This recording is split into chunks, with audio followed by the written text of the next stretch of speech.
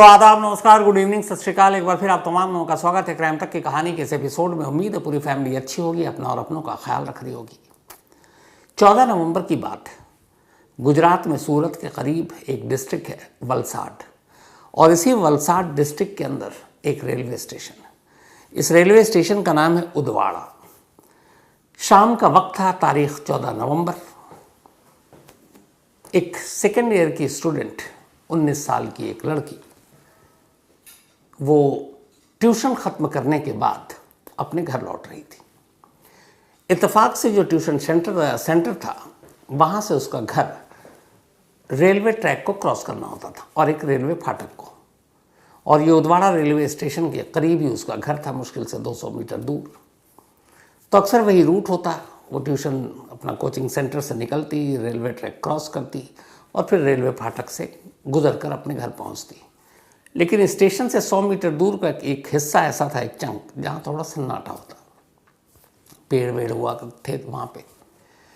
तो 14 नवंबर की शाम भी वो लड़की कोचिंग सेंटर से निकलती और अपने घर जा रही होती है, लेकिन वक्त हो गया, वो घर नहीं पहुँची। अब रूटीन था कि इतने वक्त तक घर आ जाती है, 5-10 मिनट, आधा घंटा, 1 घंटा ऊपर नीचे, लेकिन 2-3 घंटे हो गए, वो लड़की घर नहीं पहुँची। घर वालों को फिक्र हुई, पर घर वालों को ये भी पता था कि उसके घर से कोचिंग सेंटर का रूट क्या है, किस रूट से आती है और वो जाती है। तो पूरा घर अब घर से निकलता है और उस रूट को फॉलो करते हुए, जिस रूट से वो कोचिंग सेंटर से आती है और जाती है, अब उस पर एक एक लोग एक एक चीज़ को ढूंढते हुए, देखते हुए आगे बढ़ रहे हैं। जैसे ही वे इस उदवाड़ा रेलवे स्टेशन से 100 मीटर पहले पहुंचते हैं, रेलवे ट्रैक के किनारे एक सुनसान जगह पर उन्हें एक लड़की ज़मीन पर लेटी नज़र आती है। पास जाकर देखते हैं तो उनकी अपनी बेटी थी।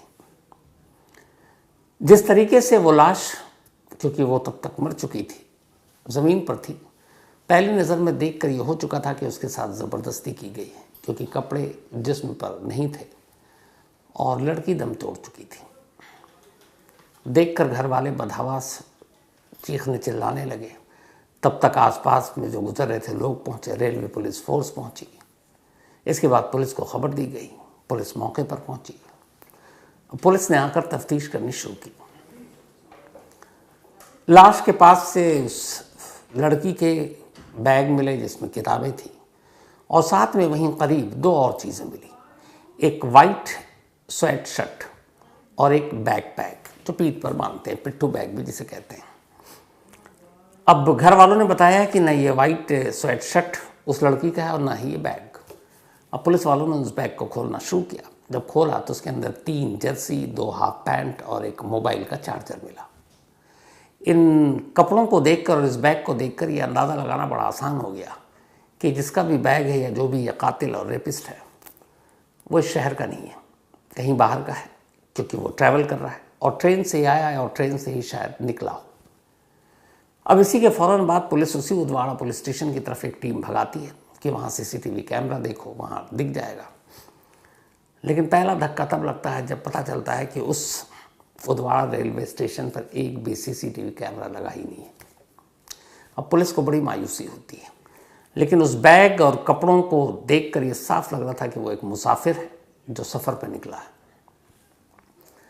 अब CCTV कैमरा है नहीं, पुलिस क्या करे? इधर लाश को उठाकर पोस्टमार्टम के लिए भेज दिया जाता सूरत के डिस्ट्रिक्ट अस्पताल में। वहाँ से रिपोर्ट आती है, पता चलता है कि मौत से पहले या कत्ल से पहले उसके साथ ज़बरदस्ती की गई थी। अब पुलिस इधर कातिल की तलाश में, CCTV कैमरा है नहीं, एक बैकपैक और एक स्वेट शर्ट, उसके ज़रिए अब कातिल तक पहुँचना है। काम इतना आसान नहीं। तभी पुलिस ने तय किया कि चलो इस स्टेशन पर CCTV कैमरा नहीं है, इसके आगे पीछे के स्टेशन को खंगालते हैं। आनन फानन में कई पुलिस की टीम लगाई गई। ये हुआ कि उस उदवाड़ा पुलिस जो रेलवे स्टेशन है, इससे पहले का स्टेशन, इसके आगे के स्टेशन पर जाओ, कहीं तो CCTV कैमरा दिखेगा। कोशिश रंग लाई। उदवाड़ा रेलवे स्टेशन से एक स्टेशन पहले उस स्टेशन पर CCTV कैमरा लगा हुआ था। जब उस कैमरे को चेक किया गया और टाइमिंग देखी गई तो एक शख्स कैमरे में नजर आया। अब वो शख्स, उसका चेहरा तो पुलिस को मालूम नहीं, लेकिन उस तस्वीर को देखकर पुलिस इसलिए चौंकी कि उसने सेम वही वाइट स्वेट शर्ट पहन रखी थी, और उसके पीठ पर वही बैकपैक था ब्लैक रंग का, काले रंग का। अब स्टेशन की दूरी एक स्टेशन पहले और एक स्टेशन बाद, और वो उसने वही शर्ट पहन रखी है, वही बैग उसके कंधे पर है, तो बड़ा आसान हो गया ये पता करना कि यही वो शख्स है, क्योंकि वही चीज़ पहने हुआ है जो बरामद हुई, जो मौके से मिली है। अब पुलिस सीसीटीवी जो कैमरा है, वो कैमरा भी मैं आपको दिखाऊंगा, जो आप देखेंगे उसमें वो थोड़ा सा लंगड़ा कर चल रहा है, उसका शायद बायां पैर ठीक नहीं है। अब ये तस्वीर आई, पुलिस की जान में जान आई, पुलिस ने कहा कि अब इसको ढूंढते हैं। अब ढूंढना शुरू किया गया, बाकी स्टेशन को, रेलवे पुलिस को खबर दी गई है। गुजरात पुलिस ने जो है 10 टीमें बनाई और उसने कहा कि यहाँ से लेकर हर रूट पे स्टेशन जितने पड़ते हैं जाओ, ताकि पता चले कहाँ उतरा कहाँ चढ़ा। इधर कोशिश चल रही है, दिन बीतते जा रहे हैं। लास्ट में पता चला कि उसको वापी स्टेशन पर देखा गया। वापी स्टेशन पर फिर उसको दिखा कि वो एक मुंबई बांद्रा जाने वाली ट्रेन में बोर्ड हो रहा है। तो अब उससे ये हुआ कि ये मुंबई बांद्रा की तरफ गया है। अब पुलिस की टीम मुंबई बांद्रा पहुंची, लेकिन ये सारी तस्वीरें तब देखी जा रही हैं जब ऑलरेडी वक्त निकल चुका है, तो इसलिए ये कि चलती ट्रेन में पहुंचकर पकड़ लें ये मुमकिन था नहीं, लेकिन उसका लोकेशन पता चल रहा था। तो अब वो वलसाड के उदवाड़ा से वापी, वापी से बांद्रा, मुंबई पहुंच गया। ये सीसीटीवी कैमरे में कैद, लेकिन इसके आगे फिर वो गायब। अब ना कोई सीसीटीवी कैमरा, ना वो कातिल उसके किसी कैमरे में कैद। अब क्या किया जाए? ये पहला मामला होगा जिसमें एक दिव्यांग सीरियल किलर है। और इसी पे मुझे याद आया कि हमारे ही देश में बिहार का एक छोटा सा बच्चा, जिसकी गिनती सबसे यंगेस्ट सीरियल किलर में होती है, तो Bihar world's youngest serial killer, ये पूरी कहानी उस यंगेस्ट सीरियल किलर की कुकू एफएम के ऑडियो शो में मौजूद है। आप वहां जाकर ये सुन सकते हैं, Bihar world's youngest serial killer. अगर आपको भी क्राइम स्टोरीज में खो जाना है तो आपके लिए एक जबरदस्त मौका है। रिसेंटली कुकू एफएम पर कुछ amazing crime audio books I हैं और यकीन मानिए ये बहुत ही ग्रिपिंग है। चाहे आपको डिटेक्टिव मिस्ट्रीज, ट्रू क्राइम या थ्रिलर पसंद हो, कुकू एफएम पर सब कुछ मिलता है। अब यहाँ पर सबसे खास बात कि कुकू एफएम आपके लिए एक स्पेशल 14 डेज फ्री ट्रायल लेकर आया है। लेकिन ध्यान रहे, ये ऑफर सिर्फ पहले 500 लोगों के लिए अवेलेबल है। तो अगर आप इन थ्रिलिंग कहानियों में डूबना चाहते हैं तो देरी मत कीजिए, मेरे डिस्क्रिप्शन में दिए गए लिंक पर क्लिक करें, कूपन कोड CMTK14 का यूज़ करें और आज ही अपने फ्री ट्रायल शुरू करें। सोचिए, आप 14 दिनों तक जितनी चाहें उतनी क्राइम ऑडियो बुक सुन सकते हैं, वो भी बिल्कुल फ्री। या आपके कम्यूट, वर्कआउट या फिर एक शांत शाम को और भी एक्साइटिंग बनाने का परफेक्ट तरीका है। लेकिन याद रहे, वक्त तेजी से निकल रहा है और एक बार जब फ्री ट्रायल स्लॉट्स खत्म हो जाएंगे तो फिर यह मौका हाथ से निकल जाएगा। तो इस ऑसम मौके को मिस मत करें, अभी अपने फ्री ट्रायल लें और क्राइम की बेस्ट स्टोरीज सुनना शुरू करें। After 14 days the subscription plan will be activated. इधर गुजरात पुलिस ने अब दूसरी कोशिश की कि किसी और तरीके से उसके बारे में और जानकारी जुटाएं। सबसे पहले गुजरात की जितनी भी अलग अलग जेलें हैं, उन सारे जेलों में इस सीसीटीवी कैमरे का जो ग्रैब उसका चेहरा था, उसको तस्वीर उसकी प्रिंट आउट निकाली और गुजरात के हर जेल के डेटाबेस से ये पता किया कि क्या इस शक्ल का कोई कैदी हाल में जेल में था, जेल से रिहा हुआ, कोई रिकॉर्ड। लेकिन अफसोस के पूरे गुजरात की जेल से उसकी तस्वीर मैच नहीं हुई। अब यहाँ भी नाकामी, हाथ खाली, दिन बीत रहे हैं। तब पुलिस ने फिर नेशनल डेटाबेस देश भर की अलग अलग स्टेट्स की जेलों के निकालने का फैसला किया। अब उसने हर एक स्टेट को भेजी ये तस्वीर कि भाई देखकर बताएं आपके किसी जेल में कभी कोई ऐसा कैदी रहा। अलग अलग स्टेट होते होते हर तरफ से नाकामी मिल रही, लेकिन तभी एक कामयाबी मिली। राजस्थान की जोधपुर जेल में कैदी का चेहरा उस चेहरे से बिल्कुल मैच कर गया। पता चला कि इसी साल मई में वो वहाँ से बेल आउट हुआ है और उसके ऊपर मामला था ट्रक चोरी का। अब जब मैच किया तो फिर जेल से रिकॉर्ड मिले उसके कि भाई क्या है, तब पता चला कि उसका नाम राहुल जट है और ये हरियाणा के रोहतक का रहने वाला है। अब पुलिस रोहतक पहुंची इस उम्मीद पे कि वहाँ वो मिलेगा, लेकिन वहाँ फिर नाउम्मीदी हाथ लगी। मालूम हुआ कि राहुल को उसके माँ और भाई ने बहुत पहले घर से निकाल दिया, क्योंकि वो एक बैड कैरेक्टर था, गुंडागर्दी करता था, चोरी के इल्ज़ाम थे, कई बार जेल गया, तो पड़ोसी ताना मारते थे। तो उन्होंने अपने उस बेटे को एक तरह से तिलांजलि दे दी और उसे बेदखल कर दिया। और उसके बाद से वो कभी पलट कर आया नहीं, तो घर वालों को उसका पता नहीं। अब नाम तो मिल गया लेकिन पता नहीं मिल रहा है। फिर भी पुलिस की कोशिश जारी, तमाम तरीके से उसका पता लगाने की कोशिश की जा रही है, तमाम मुखबिरों का जाल फैला दिया गया है। और उधर मुंबई के उस बांद्रा पर भी नज़र है जहाँ आखिरी बार वो कैमरे में कैद हुआ था। वक्त बीतता जा रहा है, 10 दिन बीत गए। 14 नवंबर को उस लड़की की लाश मिली थी, अब 24 नवंबर की तारीख आ गई। अचानक वलसाड के पुलिस चीफ अपने दफ्तर में थे, तभी एक फ़ोन की घंटी बजी। सामने उनका एक मुखबिर था जो बांद्रा रेलवे स्टेशन पर एक हॉकर का काम करता था।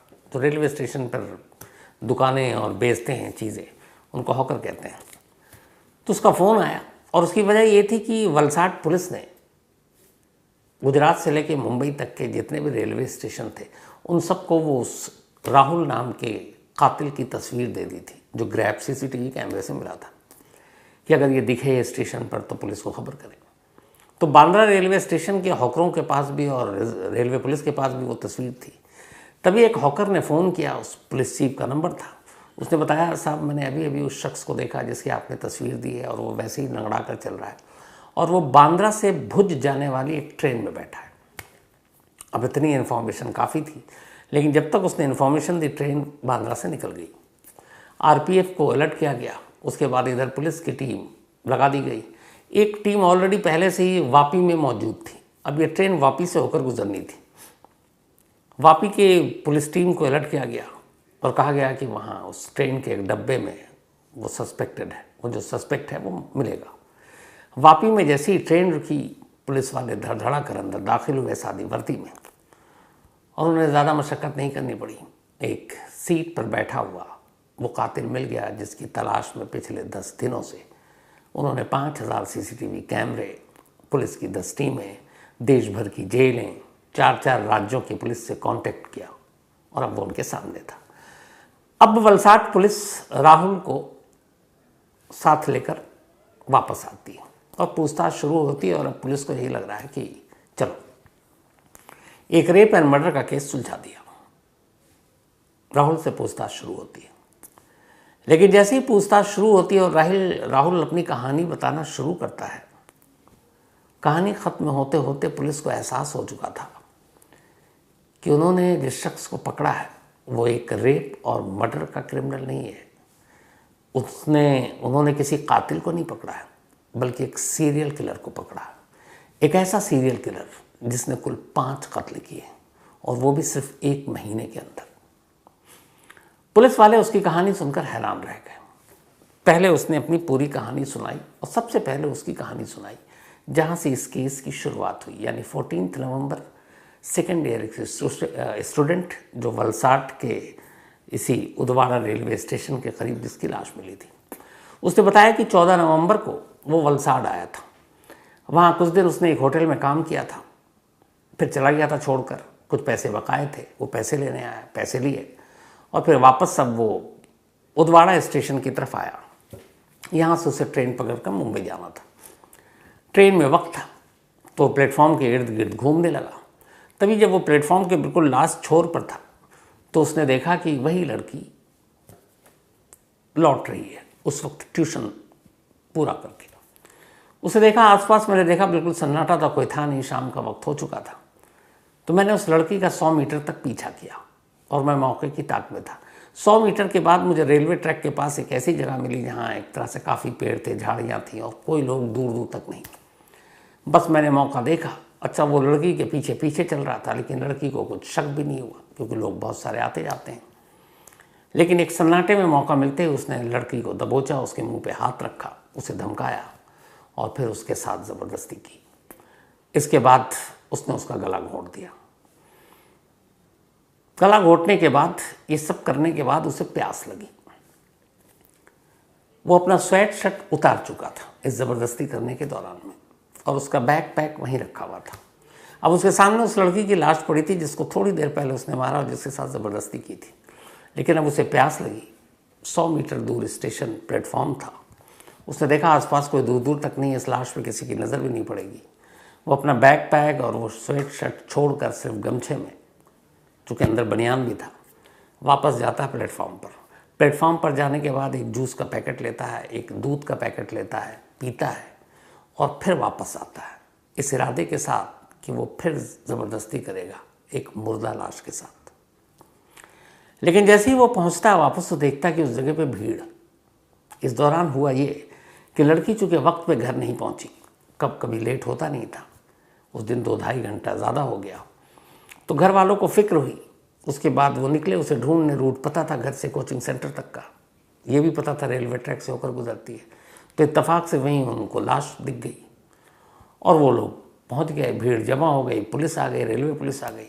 और ये वहाँ पर जाकर दूर से इस भीड़ को देखकर और ये समझ गया कि अब ये बात खुल गई है।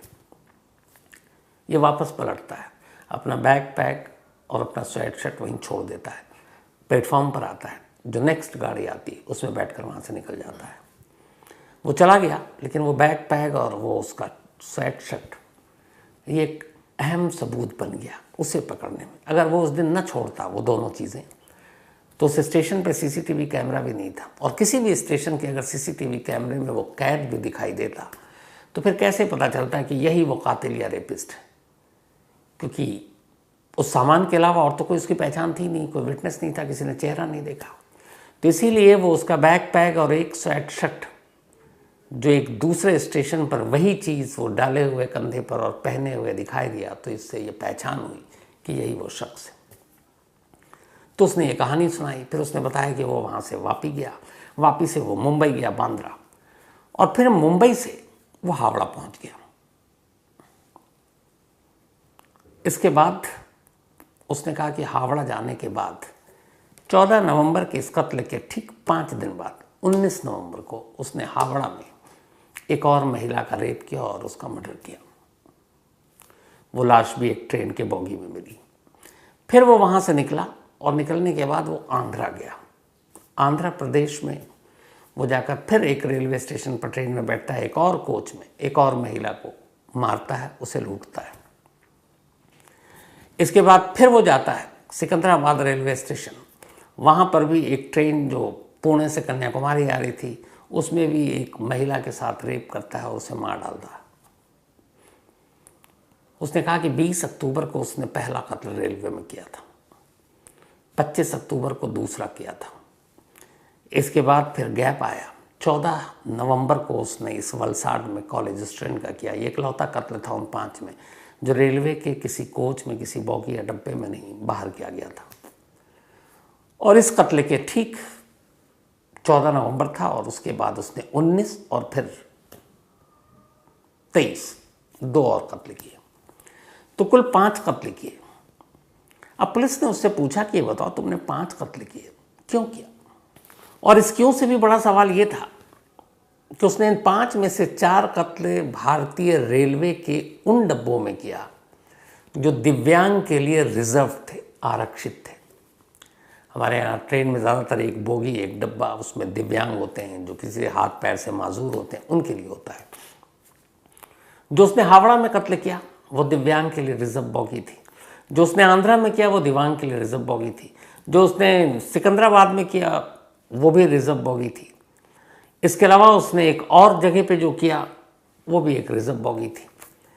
और ये चारों की चारों महिलाएं भी दिव्यांग थी। अब जब रिजर्व बोगी में जो महिला होगी, जाहिर सी बात वो उन्हीं के लिए होता है जो दिव्यांग है, जो हैंडीकैप्ड है। तो 4 हैंडीकैप्ड, 4 दिव्यांग महिलाओं का कत्ल भारतीय रेल के आरक्षित दिव्यांग के डब्बे में करने के पीछे का मकसद क्या था?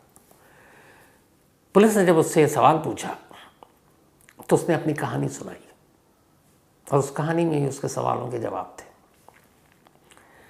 राहुल हरियाणा का रहने वाला था, रोहतक ज़िले का। जब ये थोड़ा सा बड़ा हुआ तो इसके फादर की डेथ हो गई।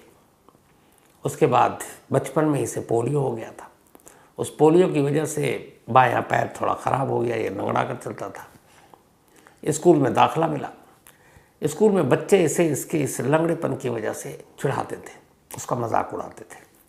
धीरे धीरे ये बात उसे बहुत बुरी लगी। फिर थोड़ा थोड़ा कैसे करके ये पढ़ता लिखता गया। इसका एक सपना था कि ये बड़ा होकर ट्रक चलाएगा। ट्रक को लेकर ये बड़ा इसको पसंद था ट्रक, तो ट्रक देख के इसे खुशी होती थी। तो उसे लगा था कि ट्रक चलाएंगे। लेकिन चूंकि उसे पोलियो हो चुका था, एक पैर खराब था, तो किसी ने भी उसे ट्रक ड्राइवर की नौकरी नहीं दी। ट्रक ड्राइवर की नौकरी किया, किसी ने उसको ट्रक के करीब नहीं आने दिया। ये बात उसे बहुत चुभ गई। तब उसने पहला जुर्म किया। उसने कहा जिस ट्रक को मैं चलाना चाहता हूँ ये मुझे चलाने नहीं दे रहे।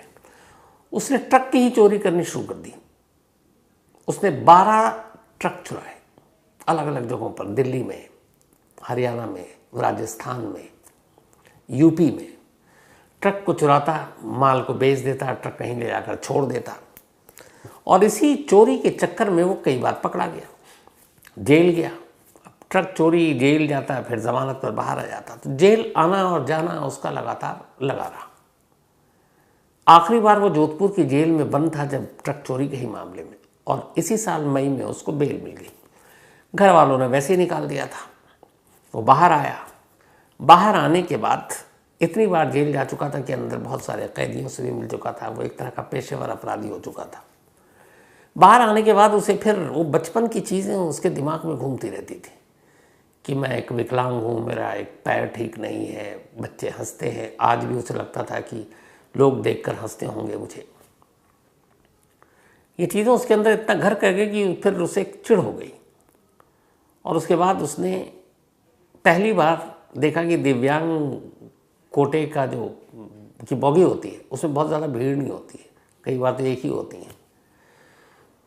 तो वो चूँकि खुद एक दिव्यांग था तो वो उसी कोच में चढ़ जाता, और जहाँ उसको महिला दिखती पहली बार 20 अक्टूबर को, उसने अपनी पूरी खुन्नस, खुंदक, गुस्सा उस महिला पर उतारा, उसके साथ रेप किया और उसे मार डाला। उसके बाद वो निकल गया तो उसे लगा कि ये तो बड़ा आसान है, पकड़ा भी नहीं गया। तो वो एक स्टेट से दूसरे स्टेट पहुंचता, कभी एक स्टेट में अपने क्राइम को रिपीट नहीं करता, और वैसी तरीके से अलग अलग स्टेट में जाके क्राइम करने लगा। 14 नवंबर को जब उसने वलसाड गुजरात में ये किया, यह पहला इंसिडेंट था जो उसने रेलवे की बॉगी के बाहर रेलवे ट्रैक के किनारे किया था, और इसी वजह से वो पकड़ा भी गया। क्योंकि अगर उसका बैग और वो स्वेट शर्ट ना होता तो शायद पकड़ा भी नहीं जाता।